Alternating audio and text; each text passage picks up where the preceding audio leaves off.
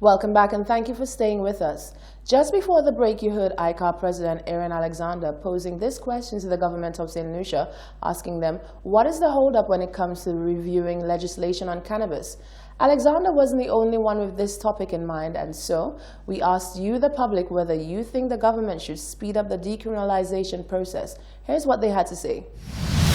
They're really too slow on that because we start long before Barbados, and Barbados, we are ahead of us already, trying to make money off it.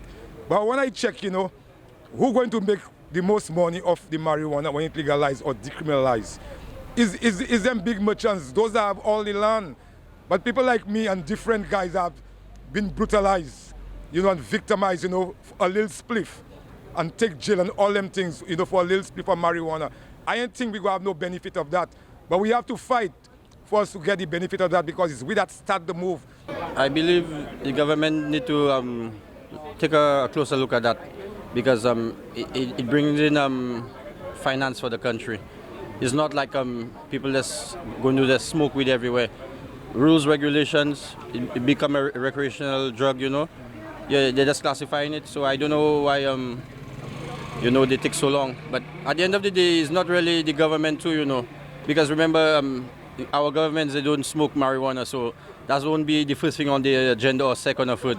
Is the people have to let them know what is going on. I feel the government and them sleeping on them because in the first place, weed is something that calm people down, and the fact that you cannot grow marijuana the way you want, it causes more violence because the youths and them can get marijuana, and that's another form of a levity of selling marijuana because the country has no work, and that's another form of work for young people to invest in, and not having the legalizing marijuana in St. Lucia is more crime. As I could see, people even dying. Even yesterday, they had a crime there. And if people were smoking weed, they would not be thinking about crime. They would be thinking about peace and love.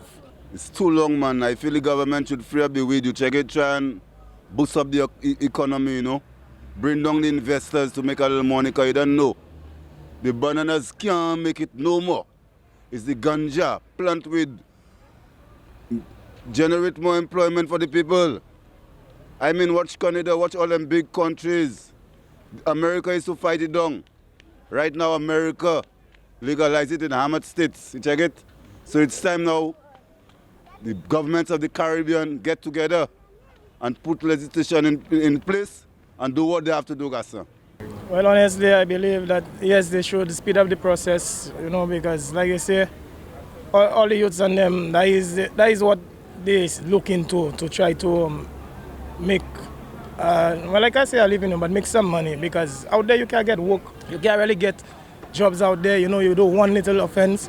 Enough, most of the youths, they have offenses on them so much that they're not even feeling confident enough to go and ask for a job, because by the time the person see them and say, oh, that person troubles and that person this. They feel shunned down already, and you understand, and that is what they're looking forward to see that make a door for them. So I believe they should give it a chance.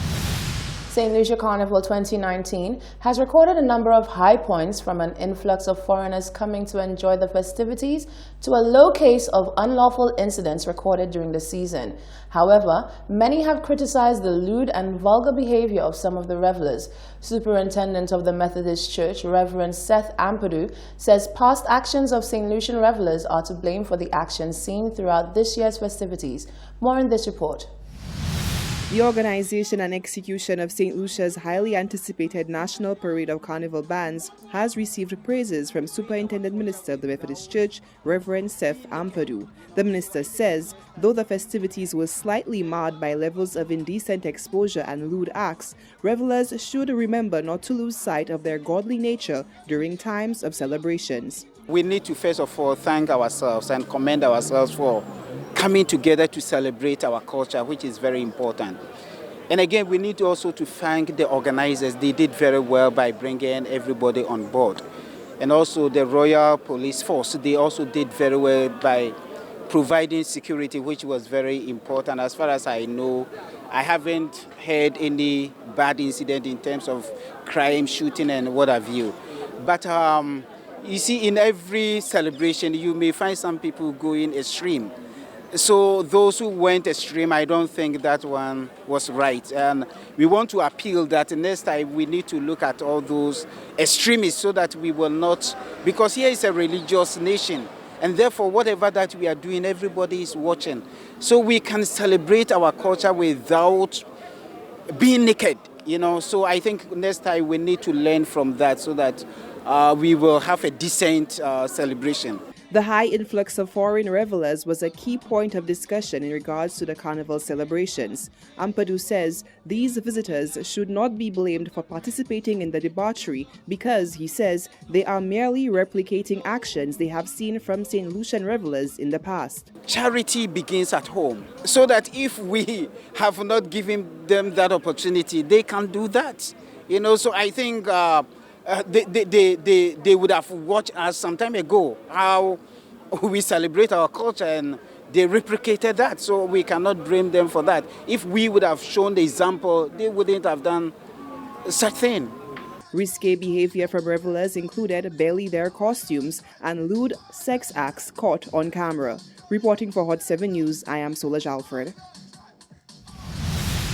Led by the Department of Physical Planning, a national spatial data infrastructure is actively being pursued through the Disaster Vulnerability Reduction Project, DVRP. The move will positively impact foreign direct investment opportunities into the country. Communications Officer for the DVRP, Lucius Doxry, reports. Recently in St. Lucia for the fourth time, consultants representing Cadastre International tasked with working alongside local stakeholders to launch the NSDI, explained that more than 90% of all decisions taken by government is relevant to spatial planning. When we look to the legal review, is that we see in place in St. Lucia, there has been a lot of activities have been done, and a lot of things have been achieved in the regulations and policies for limiting the use and the availability of spatial information.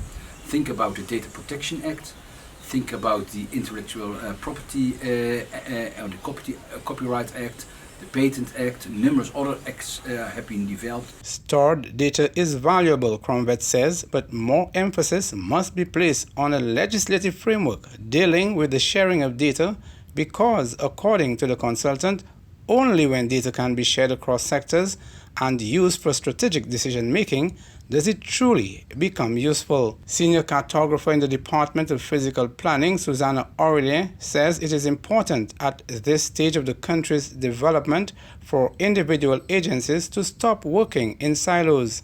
She looks forward to the adoption of a framework to freely share information with each other. Developing countries as well as first world countries, data sharing and reuse is the way to go because number one, it helps to save money and it helps to facilitate a lot of processes. We have a lot of work to do when it comes to facilitating the NSDI by updating our acts, updating our data protection acts, putting in place data sharing and data reuse acts. There is consensus that spatial planning provides predictable conditions for investment. When used constructively, the NSDI, funded through the DVRP, is expected to promote prudent use of land and natural resources for development. The NSDI will be used also for promoting sustainable development, disaster risk reduction, climate change adaptation, and an overall improvement in the quality of life of the citizenry, thereby leading to poverty alleviation. The National Sports Academy forms part of the Strategic Sports Development Plan to build leadership and programming at all levels within schools, communities, and nationally. The School of Excellence will be the choice institution for the country's top athletes. However, leader of the opposition Philip J. Pierre says resources allocated to these programs could have been utilized more holistically. Solange Alfred tells us more.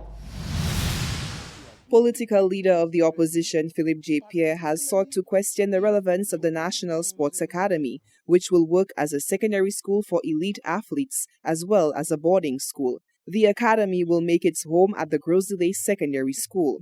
A plea was made by Pierre to youth of the nation to inquire into this development of the sports academy, which has been touted by the current administration as a great advancement for the sporting fraternity on island. I also want the young people to investigate and to think clearly about this so-called sports, what do you call it? A sports, I don't know what you call it. Sports academy. Think, look at it, view it, look at the resources that are going to be spent, and tell me if these dollars could not be spent for the upliftment of sport island-wide. In addition, Pierre notes improvements ought to be made island-wide within the sporting realm for a number of reasons. There's a difference between physical fitness and sports. A massive difference. You don't have to play sports to be physically fit. So what our emphasis ought to be for health reasons, for reasons of obesity, for reasons of not contracting non-communicable diseases like diabetes and high blood pressure and stress, we ought to be concentrating also on physical fitness. So I want the young people to look at it and don't get fooled by the pictures of some dream that's going to happen in Grosley. Moreover, Pierre says a town hall meeting is scheduled to take place at the Grosley Secondary School on Tuesday, 23rd July. Reporting for Hot 7 News, I am Solange Alfred. This is the Hot 7 Nightly News. Stay with us, we'll be right back.